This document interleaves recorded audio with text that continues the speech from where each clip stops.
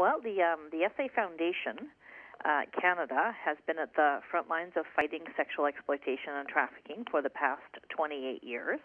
We have two ways in which we do that. One is through operating our own frontline program in Vancouver, BC, where we take in young women with children that have experienced sexual exploitation and trafficking.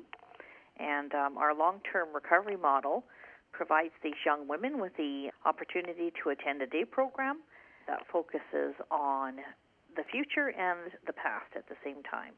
And then employment is looked at through different employment readiness classes such as computers and sewing and financial management and academics. And the thing that we've come to realize over the last 28 years is that the women that enter our program are probably some of the most damaged people in society. They have long histories of brokenness, of abuse in childhood and teen years. They have trauma from sexual exploitation and the things that happen to them out there. They often have addictions. They come with children. They have low levels of education, very few, if any, job skills. And so rebuilding that person is going to take a long time, which is why our programs are long-term. The average stay for women in our program is 1 to 3 years, but our support is extended up to 7 years. Throughout the world, our focus is on equipping new leaders to implement this program model in their city and country. And I think at present, the SA Foundation has about 12 different partners that we're working with internationally to provide training and equipping to them. The curriculum that we use, we've found, is pretty universally adaptable. So other countries and other nationalities have had no problem in adopting it for their country and for their women, and it's been quite successful. One of the ways that we spread education and awareness about the sex trade is through our Global Wonders jewelry venture, and this Global Wonders is actually designs that are created here in Canada, often by participants of our program here, that are sent to our Nepali program, where they reproduce these jewelry items. We sell them through many different ways online. We also sell them through church sales, home sales, office parties, and the reason we choose to sell them that way instead of retail is because our main objective is to spread the news about sexual exploitation and trafficking.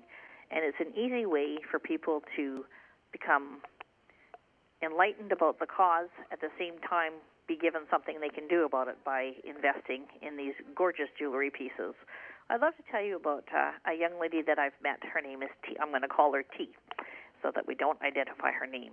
And T came into the program with a brand new baby about 2 years ago, so broken and so beaten down by life and yet so hopeful at the same time. She had this little baby that she really wanted to change her life for so that she could ensure a better future for her daughter. And she came into the Frontline House. She moved in and started a day program right away. And the first 6 months were really hard for her. She struggled with acknowledging past issues of abuse, of dealing with her stress and anxiety today, dealing with addictions, dealing with boyfriend problems, and just the whole gamut, and also being a parent of a brand new baby at the same time. But she persevered, and she worked through it, and through attending the day program was given new skills and new tools, and was able to overcome her addiction and start dealing with all of the things that led her out into sexual exploitation to begin with. She pressed charges against her trafficker, which was huge. Most women are too afraid to do that.